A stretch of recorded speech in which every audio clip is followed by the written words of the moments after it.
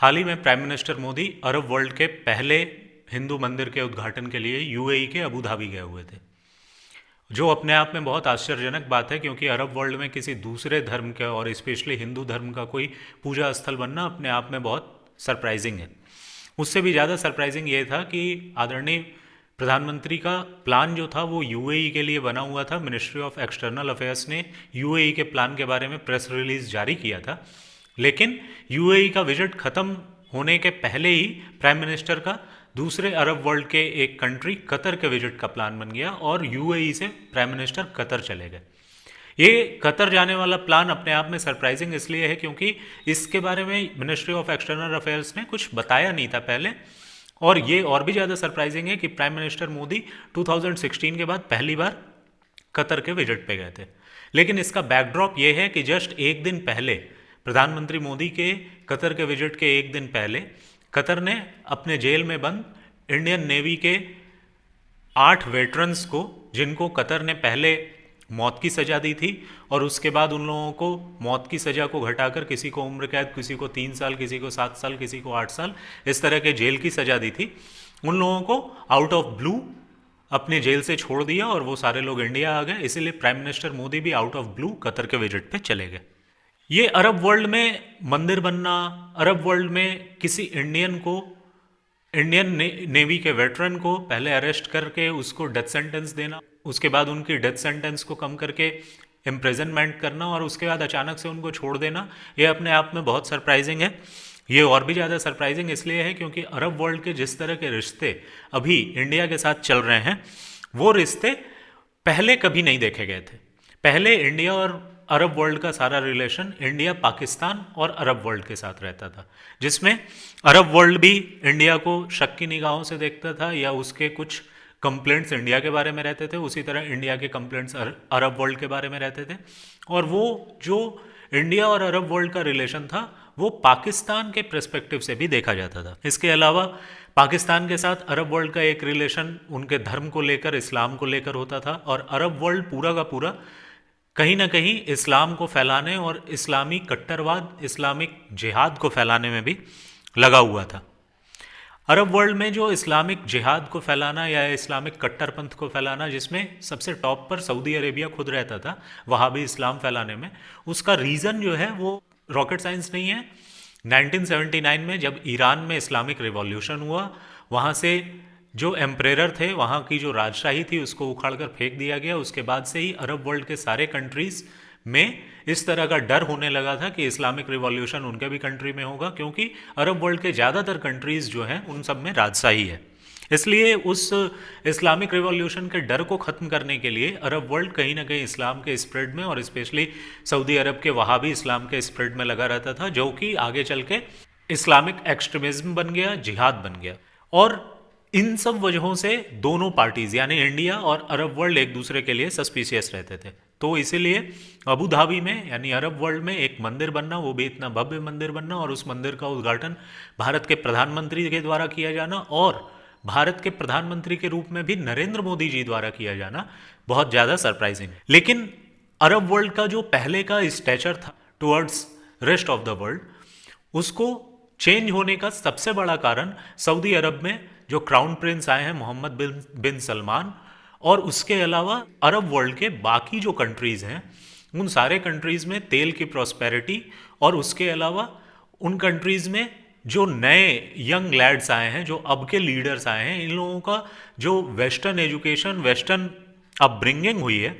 उसकी वजह से अरब वर्ल्ड का जो अभी का करंट, अरब वर्ल्ड की जो अभी की करंट लीडरशिप है, उनका एक वर्ल्ड एक्सपोजर और उनका एक दुनिया को देखने का तरीका काफ़ी मॉडरेट है। और दूसरी बात ये भी है कि इस्लामिक क्रांति जो ईरान में हुई थी और उसके बाद से जिस तरह से दुनिया बदली है, उस दुनिया में अब उतना डर नहीं है इस्लामिक क्रांति का। और उसके बाद धीरे धीरे पूरे वर्ल्ड में आज के डेट में जो इस्लामिक एक्सट्रीमिज्म के बारे में एक बिल्कुल जीरो टॉलरेंस की नीति है, इसने भी बहुत सपोर्ट किया है। और साथ में जैसा मैंने आपको बताया कि नए लीडरशिप, इन लोगों की वजह से धीरे धीरे अरब वर्ल्ड दुनिया के लिए खुलता चला जा रहा है और दुनिया के लिए मॉडरेट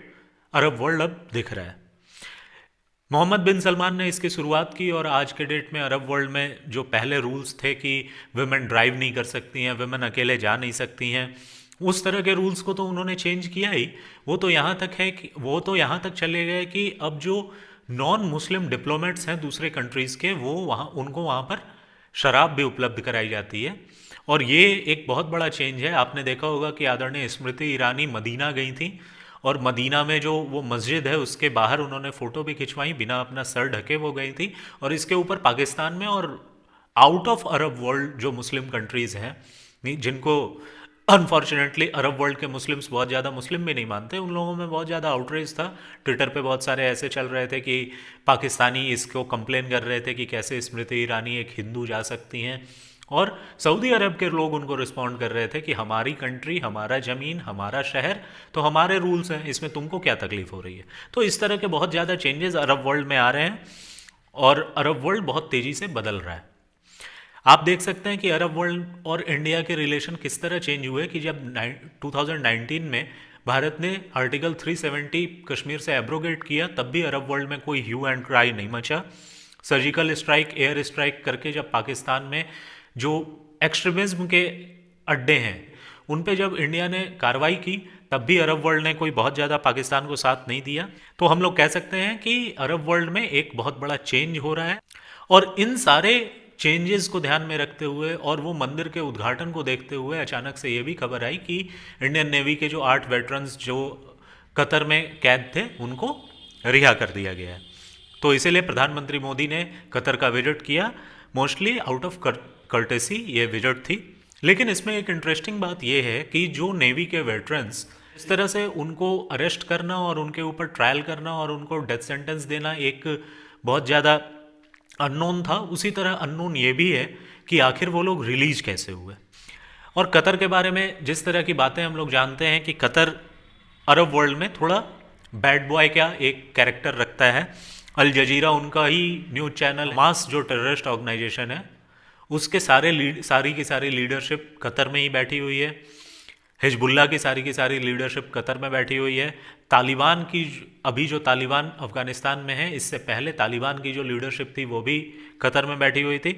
इवन मुस्लिम ब्रदरहुड की लीडरशिप भी कतर में है। और इतना ही नहीं, इसके साथ साथ ओसामा बिन लादेन की भी फैमिली को जो रिफ्यूज मिला है वो कतर में ही मिला है। तो कतर का एटीट्यूड, कतर का जो नेचर रहा है हिस्ट्री में और जो अभी प्रेजेंट भी है, वो बहुत ज़्यादा मॉडरेट उस तरह से नहीं है जिस तरह से बाकी के अरब वर्ल्ड के कंट्रीज़ हो रहे हैं, और स्पेशली सऊदी अरब और यूएई हो रहा है। तो भी उन लोगों का इंडियन वेटरन्स को छोड़ देना और प्राइम मिनिस्टर का कतर का विजिट अपने आप में बहुत सरप्राइजिंग है। आपको याद होगा कि नुपुर शर्मा का जो केस हुआ था, उस केस में भी जो प्यार दिन का फैक्ट चेकर है उसने कतर को ही ज़्यादा टैग किया था, और कतर ने ही उसके ऊपर सबसे ज़्यादा आउटरीच भी किया था।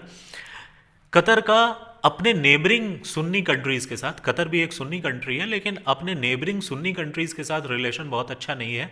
जबकि उसका रिलेशन ईरान के साथ जो एक सिया कंट्री है, और ईरान जिसका कि मुस्लिम वर्ल्ड में ही सऊदी अरेबिया और बाकी कंट्रीज़ के साथ टसल चलता रहता है, उसके साथ उसके रिलेशन अच्छे हैं, जबकि कतर के रिलेशन सऊदी अरेबिया या यूएई के साथ उतने अच्छे नहीं हैं। तब हम लोग बात करते हैं कि आखिर इंडियन नेवी वेटरन्स को कतर ने अरेस्ट क्यों किया था और अब रिलीज क्यों किया। उनके जो क्लेम्स थे वो क्लेम दरअसल ये थे कि कतर एक छोटा सबमरीन बना रहा था, प्रोबेबली इटली के साथ मिलके, और वो सबमरीन बहुत लीथल सबमरीन होने वाला। अब इस सबमरीन को बनाने के लिए बहुत सारे कॉन्ट्रैक्ट दिए गए थे। उसमें एक ओमान का कॉन्ट्रैक्टर था जिसने इन 8 नेवी वेटरन्स को, इंडियन नेवी वेटरन्स को रिक्रूट किया था, और उनके ऊपर कतर ने यह आरोप लगाया कि इन लोगों ने प्लान किया कि इस पूरे के पूरे ऑपरेशन को और इस पूरे के पूरे सबमरीन डेवलपमेंट की सारी इंफॉर्मेशन वो इजराइल को लीक कर देंगे, और इसके वजह से कतर ने यह आरोप लगा के उन लोगों को गिरफ्तार किया था। हालांकि ये अपने आप में बहुत वेग आरोप है, क्योंकि अगर ये इटली के साथ डेवलप कर रहा था तो इटली बहुत ज़्यादा ऐसी स्थिति में है नहीं, और इनफैक्ट कोई भी यूरोपियन कंट्री, क्योंकि वहाँ पर सारे के सारे यूरोपियन कंट्रीज़ में डेमोक्रेसी है, तो कोई भी यूरोपियन कंट्री इस स्थिति में नहीं है कि इस तरह के प्रोजेक्ट को वो छुपा सके। इसके अलावा अगर इजराइल के लिए ये एस्पियोनाइज कर रहे थे तो इजराइल तो इस सारे इन्फॉर्मेशन को इटली से भी ले सकता था। इवन इजराइल की जो कैपेबिलिटी है उसको देखते हुए तो इजराइल कतर से भी ये सारे इन्फॉर्मेशन चुरा सकता था। उसके लिए इंडियन वेटरन्स को यूज़ करना बहुत ज़्यादा इजराइल के भी फ़ायदे के लिए नहीं था। और सबसे बड़ी बात यह है कि अभी जो इस्लामिक वर्ल्ड के कंट्रीज़ के साथ इजराइल के अपने रिलेशन हैं वो काफ़ी अच्छे। लेकिन जो भी हो, कतर ने ये आरोप लगाया इंडियन वेटरन्स पे और उन लोगों को अरेस्ट कर लिया। फिर एक शैम ट्रायल चला और उसमें उन लोगों को डेथ पेनल्टी दे दी गई। तो इसके जो रीज़न निकल के आ रहे हैं उसमें एक इम्पॉर्टेंट रीज़न ये है कि इंडिया का जिस तरह से झुकाव यूएई और सऊदी अरेबिया की तरफ हो रहा है वो कहीं ना कहीं कतर को खटक रहा था। इसके अलावा इंडिया के रिलेशंस ईरान के साथ भी बहुत अच्छे हैं। जब कतर ने इन नेवी के लोगों को डेथ सेंटेंस डिक्लेयर किया तो इंडिया के जो फॉरेन मिनिस्टर हैं वो ईरान भी विजिट पे गए थे और ईरान के विजिट के पहले वो रशिया भी गए थे। और आप जानते ही होंगे, अगर आपको थोड़ा भी इंटरनेशनल जियो पॉलिटिक्स में इंटरेस्ट हो, तो रशिया जो है वो ईरान का एक सपोर्टर है और ईरान का कतर के साथ अच्छे रिलेशन है। तो उन्होंने रशिया को भी लिवरेज किया, ईरान को भी लिवरेज किया और कतर के साथ ये कोशिश की कि इन इंडियन नेवी वेटरन्स को बचाया जाए। इसके अलावा कतर की जो नोटोरियस हिस्ट्री है, इसके वजह से उसकी अपने नेबरिंग कंट्रीज़ के साथ बहुत अच्छी नहीं जमती। कतर ये भी देख रहा था कि 2016 के बाद ऑनरेबल प्राइम मिनिस्टर ने कतर का एक बार भी विजिट नहीं किया है, जबकि वो यूएई और सऊदी अरेबिया लगातार जा रहे हैं। सबसे बड़ी बात है कि अरब वर्ल्ड में जो ऑयल का पूरा गेम है वो अगले 20-30 सालों में बहुत ज़्यादा चेंज होने वाला है। इलेक्ट्रिक व्हीकल्स के आने के साथ ही इसमें बहुत ज़्यादा डिस्टर्बेंस होने वाली है और अरब वर्ल्ड भी अब बियॉन्ड ऑयल और भी चीज़ों में इन्वेस्ट करना और भी चीज़ों में काम करने के बारे में सोच रहा है और भी चीज़ों के ऊपर काम करके अपनी इकॉनमी को, अपनी कंट्री को अफ्लोट रखने के बारे में सोच रहा है। तो इसके लिए भी इंडिया एक बहुत बड़ा हब है और इंडिया में जिस तरह से different service sector, different sectors काम कर रहे हैं, तो इसके लिए भी कतर को इंडिया का सपोर्ट चाहिए था। तो इसीलिए जो स्ट्रॉन्ग थ्योरी निकल के आ रही है वो ये है कि नूपुर शर्मा के केस में जिस तरह कतर का एटीट्यूड था और उसके अलावा भी कतर का जिस तरह कतर एक अवॉइड होता चला जा रहा था और यूएई, सऊदी अरेबिया ज़्यादा लाइमलाइट में थे, ज़्यादा फोकस में थे और इंडिया के साथ उनके रिलेशन ज़्यादा अच्छे थे, तो इंडिया का जो कतर के साथ लिक्विफाइड पेट्रोलियम गैस या फिर नेचुरल पेट्रोलियम गैस का जो कॉन्ट्रैक्ट कतर के साथ था वो कॉन्ट्रैक्ट ख़त्म होने वाला था और ये कॉन्ट्रैक्ट अभी जो इंडिया ने रिन्यू किया है वो $78 बिलियन का है, जो कि नेक्स्ट 20 ईयर्स के लिए है। यानी अगले 20 साल में इंडिया $78 बिलियन कतर को देगा, जो कि एक बहुत बड़ी राशि। इसलिए भी कतर ये नहीं चाहता था कि कहीं जिस तरह से उसने पास्ट में एक्टिविटीज़ की हैं, जिस तरह की उसकी हरकतें रही हैं, कहीं ये कॉन्ट्रैक्ट चला जाए। इसलिए ये पूरा का पूरा ये जो बड़ी थ्योरी है वो यही आ रही है कि पूरा का पूरा ये जो एक नाटक कतर ने किया वो इसी कॉन्ट्रैक्ट के लिए किया था। इसके अलावा भी वो इंडिया में और ज़्यादा इन्वेस्टमेंट करना चाहते हैं, चूँकि मैंने आपको बताया सऊदी अरेबिया इन्वेस्ट कर रही है, यूएई इन्वेस्ट कर रहा है, सऊदी अरामको रिलायंस के साथ एक जॉइंट वेंचर में आ रहा है। तो इसलिए कतर भी चाहता है कि इंडिया की जो बूमिंग इकॉनमी है उसमें कुछ पार्ट उसको भी मिले। और सबसे बड़ी बात है कि ये जो सारे के सारे अरब वर्ल्ड के कंट्रीज़ हैं, इन लोगों के पास तेल बहुत है लेकिन खाने के वांदे हैं। इसलिए फॉर फूड सिक्योरिटी रीजंस भी वो लोग इंडिया के ऊपर डिपेंडेंट हैं और कतर को चूंकि पास्ट में भी इंडिया ने सपोर्ट किया था, इसलिए भी कतर एक्चुअली अपना घटता हुआ प्रभाव देखकर, क्योंकि इंडिया के बड़े अरब कंट्रीज़ सऊदी अरेबिया हो या ईरान हो या इवन यूएई हो, इन लोगों के साथ अच्छे रिलेशन है, तो इसको देखते हुए कतर भी कहीं ना कहीं मार्केट में बने रहना चाहता। बहुत बिलीवेबल थ्योरी यही निकल के आ रही है कि इस ऑयल डील, इस गैस डील के लिए और अपने वैल्यू के लिए, अपना जो इंडिया एक ग्लोबल सुपर पावर लगभग बनने जा रहा है उसके साथ अपने अच्छे रिलेशन के लिए और अपने आप को भी इंडिया के साथ बिजनेस में बनाए रखने के लिए ही कतर ने ये पूरा का पूरा एक शैम केस रचा और उसके बाद उन लोगों को नेवी वेटरन्स को रिहा भी कर